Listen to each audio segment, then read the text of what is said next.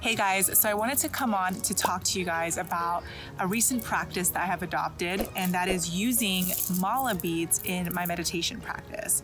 So I have been wanting to use mala beads for some time now, and the reason why is because of the fact that, first of all, I feel like I don't say enough mantras to myself. So growing up, words of affirmation was not a thing for me, meaning that my parents never expressed their love using words. And so now that I'm an adult, I feel like my partner gives me a lot of words of affirmation, and it's almost foreign to me. It's almost really weird.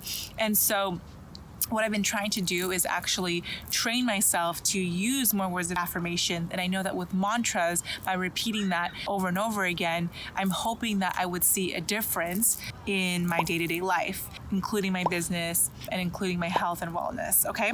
So basically I purchased these mala beads from Mala Prayer, and I really like them. I mean, they were having a Valentine's sale, and I bought one for my mom as well.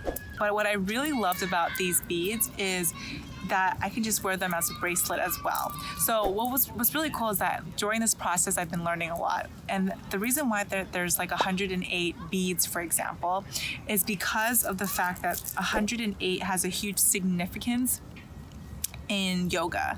So for example, and I'm just going to read this off, that for example, there are said to be 108 earthly desires in mortals.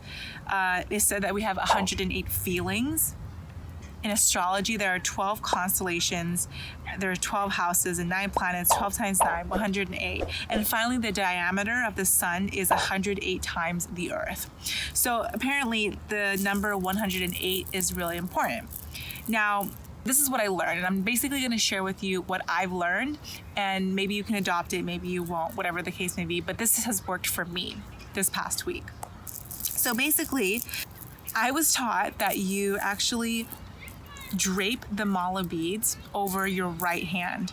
And the reason why it's your right hand is because it's meant to be more clean and pure.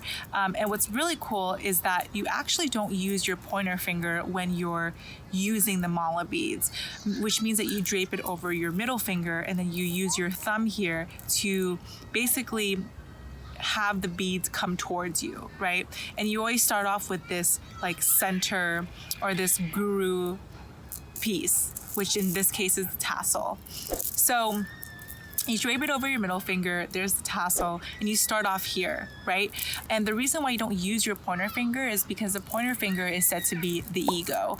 And obviously with the ego, your life does not need the ego. I mean, yes, it needs the ego in the sense that it protects you, but the ego is really there to just protect you. And a lot of your dreams and the things that you want to do in your life, your ego is not really helping you because it's giving you this false reality. So we try not to use the pointer finger. Basically, all you do is that you pull the beads towards you. And while you're doing this, what I like to do is that I like to sit cross-legged. I have my eyes closed and I'm chanting a mantra or an affirmation. So what I did was I actually downloaded this app. It's like a mantra app. I'll put the app information in the comments below. But what's really cool is that I have this app, and it plays some really nice music. For me, I like to set it with birds, so I feel like I'm in nature. And what I like about it is that it gives you an affirmation for the day. So for example, today my affirmation was, my work is of the highest service to my clients. And what's really, really cool is that you can actually design this app based off of what you want to manifest. So for example, health and wellness is a category, business is a category, relationships is a category. So for me, my focus is more on my business right now. So I choose that as the category, and every single day when I press this button, I'm shown a new mantra or affirmation. So I use that affirmation, and that's actually when I start to meditate, and I use the mala beads to help my meditation. And the reason why I do this is because, again, it's for my personal reasons, but it's because I am not used to saying affirmations to myself. And I realized that by doing this, it actually has helped me tremendously on my mindset. It's helped me tremendously in the way I showed up each day, right? And chanting it 108 times out loud while closing my eyes, like there's a sense of confidence there, right? Because here's the thing, when you chant it, let's say like 5 times, let's say you have an affirmation like I am abundant, and you say it like 5 times, it's not as powerful as if you were to say it 108 times. And when you are actually moving the beads with your fingers or with your thumb, and there takes a sense of practice, and there's a sense of like being conscious in the present moment for you to do that. And because you're using your thumb, and it's also like on a finger that's not very, you're not really used to, for example, your pointer finger will go a lot faster. It actually forces you to be in the present moment and to actually embody this mantra that you're expressing to yourself. So that's my practice. This is what I've been doing like for my daily routine. I love morning routines because it really sets the day for me. When I don't do my morning routine, that's actually when I see my day kind of like falter, and it just goes, it has a mind of its own basically. But I really encourage you guys to actually have a morning routine and try out mala beads, right? I think I'll be purchasing some more like bigger ones in the near future. This one is a little bit tinier because it's really meant to be a bracelet, but I like to wear it, all the time, because when I wake up, I'm reminded of basically doing my mantras and my meditation, and this process has worked extremely well for me. And one last thing that I just want to say that I don't think a lot of people talk about is that I'm really into something called environmental design. I like to call it feng shui as well, but I also like to feng shui my phone, because here's the thing, our phones are basically an extension of ourselves, right? And so what I like to do is I actually like to design my phone in a way that is aligned with my habits. And that's also why social media is not on the home page of my iPhone.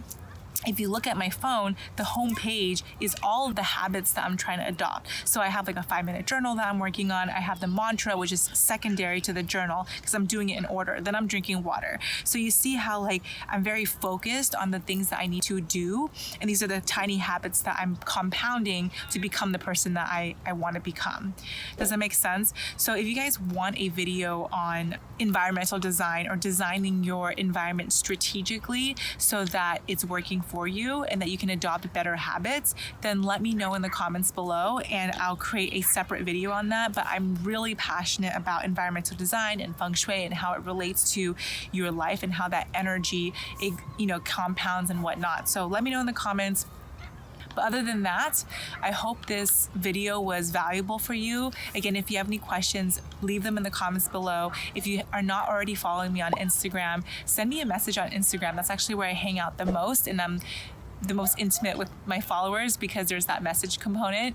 But thank you again for jumping on with me. So if you want to see more videos on money mindset, marketing, and metaphysics, then make sure you hit the subscribe button and let me know in the comments what you like to see. I'm really open to your suggestions. This video was actually created because someone suggested it to me. They wanted to hear about my morning practice and how I incorporated the mala bracelet and the mala beads. So I'll see you guys next time.